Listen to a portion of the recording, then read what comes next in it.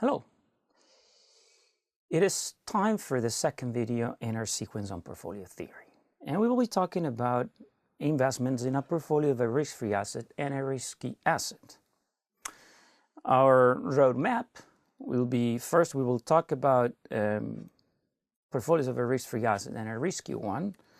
And in particular, we will consider portfolios that invest a positive investment, that invest a positive amount of wealth in the risky asset. We will look at their expected return, their standard deviation, and finally we will be looking at a useful tool to analyze portfolios of this kind called the capital allocation line. Now, a bit of notation. Let's say that we call the weight on the risky asset XP, and then the returns of the individual assets will be referred to as we have already, with the same logic of the notation that we have already used. It will be the return on the risk-free asset will be RF, and the return on the risky asset will be RP. And the return of the portfolio will be RXP, where the XP refers to the weight on the risky asset. Now, we can thus write the expression of the return of one such portfolio, as we know, as the product of the weight on the risky asset times the return of the risky asset, plus the weight, 1 minus the weight on the risky asset times the risk-free rate. Note that rather than using a different expression for the weight on the risk-free asset, I'm using the fact that the weights need to add up to 1. So since we have only two weights, one can be written as 1 minus the other. So we can write the expression of the return of a portfolio in terms of the weight on the risky asset only. Now, there are two portfolios that we are going to be particularly interested in. One considers a long position in both assets. What is this? Well, in that case, both weights need to be positive. And this means that we're going to take a positive amount of an initial wealth and invest it in both assets. This happens when with the weight on the risky asset is between 0 and 1. Because if this is not the case, the weight, one of the weights will have to be negative. Recall that both weights need to add up to 1. Now let's see an example. So suppose that we have an initial wealth of 10,000 and we distribute it across the risky asset and the risk-free asset in this way. 8,000 are put in the risky asset, and therefore the weight on the risky asset will be 0.8, and 2,000 are allocated to the risk-free asset, and therefore the weight on the risk-free asset is 0.2, which happens to be, of course, nothing but 1 minus 0.8. Now we will consider the second type of portfolios that we will be considering involve a short position on the risk-free asset. What does this mean? Well, this is also known as buying on margin. What it means is that the weight is on the risky asset will be greater than 1. What this means is that we're going to invest in the risky asset an amount larger than our initial wealth to be invested. How do we finance this extra amount? Well, we do that by borrowing at the risk-free rate. In other words, by shorting the risk-free asset. Let's see an example. Suppose that we have an initial wealth of 10,000 and we wish to invest on the risky asset 12,000. How can we do that if we only have 10,000? Well, we borrow 2,000 at the risk-free rate. That is, we short the risk-free asset for minus 2,000. This means that our weight on the risky asset will be 12,000 over 10,000, that is 1.2. And our weight on the risk-free asset will be, once again, nothing but 1 minus 1.2. That is minus 0.2. Now, what would be the expected return on the standard deviation of a portfolio like this? We've already talked about this, and the expression is going to look something like this for the expected return. Now, we can actually reshuffle a bit that expression, and since the risk-free rate, since the weight on the risky asset is multiplying both the expected return and the risk-free asset, we can write it in the following way by using straightforward algebra. Now, what about the standard deviation? Well, the standard deviation is going to look like that, as we have already established in the previous video of the sequence. Now, we are going to make now an important point. Note that we can factor out on the expression of the standard deviation of the portfolio the weight on the risky asset to write it like that. And now we can take that value, that ratio that we obtain, and plug it into the value of the weight of the risky asset right there.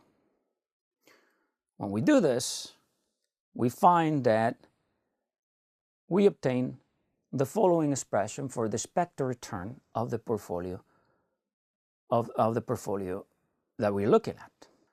And what does that mean? Well, it means that actually the expected return of our portfolio, and as a function of its standard deviation, will give us a straight line. Let's see that. Let's look at the equation that we have just derived. And we can compare it to the equation of a straight line that you're probably familiar with from high school mathematics. Now, we have to think about this equation as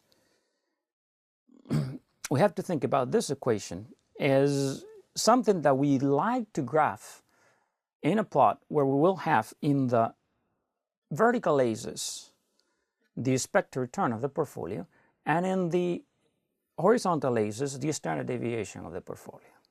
That is, our y's will be in the expected return, our x's will be the standard deviation of the portfolio, our constant a, also known as the intercept, will be equal to the risk-free rate, and b, also known as the slope, will be equal to that ratio right there. So it will be no surprise then that if we plot this equation in a graph where we put in the vertical axis the expected return and in the horizontal axis the standard deviation of the portfolio, we will obtain a straight line. Let's see how we do this. So once again, from high school mathematics, you probably remember that we can draw a straight line, we can draw the equation of a straight line by simply finding 2 points on that line and then drawing a straight line that goes through both of them. So let's just find those 2 points.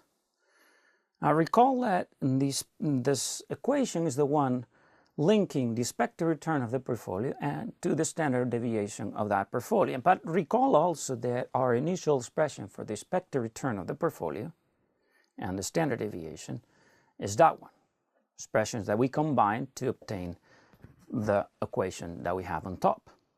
So to find a point, why don't we choose a weight on the risky asset equal to 1?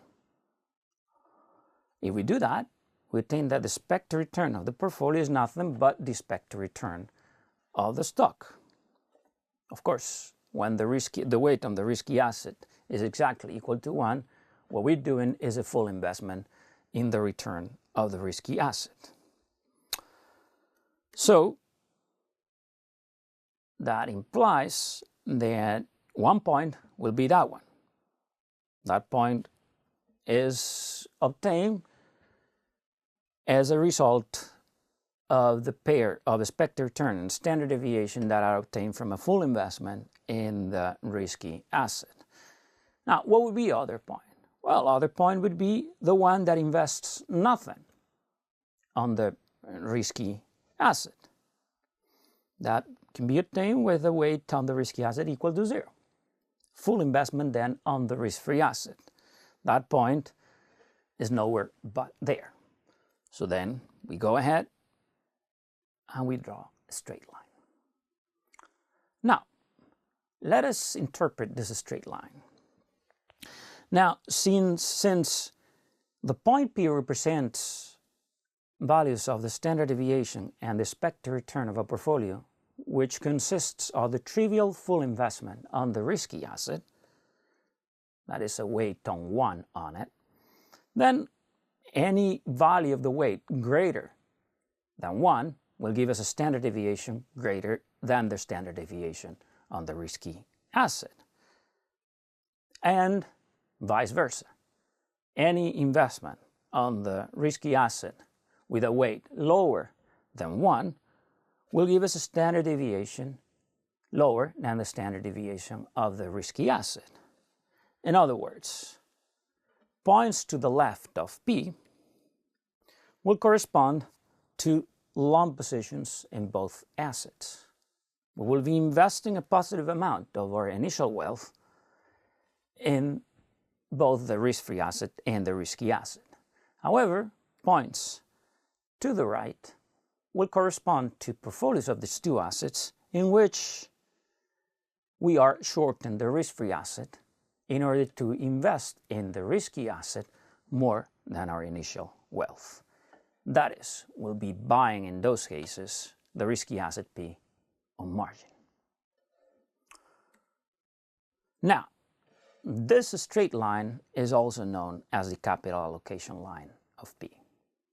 And this will be an important tool to which we will come back later. Now, one last look at our straight line. One last look at the equation given the capital allocation line of P. The slope of the capital allocation line is a ratio of, as you can see, the expected return of the risky asset of P, in this case, in excess of the risk-free rate. This is also known as the risk premium of P, and somehow it gives us an idea of the compensation that one can expect for bearing the risk embedded in P. Now, the denominator is the standard deviation of P. This is also known as the Sharpe ratio of P, and is named under Nobel laureate William Sharpe, who was the first one who postulated it. It has some nice feature because it kind of summarizes the attractiveness of an investment in a given asset, in this case P. It gives us a ratio that summarizes the trade-off between the reward, in this case measured by the risk premium, and the risk, in this case measured by the standard deviation. Now, of course, this standard deviation includes both firm-specific risk and market risk if there are more assets in the economy than the two ones that we're using in this example. And this will be all for now. Stay tuned for another video in the sequence on portfolio theory.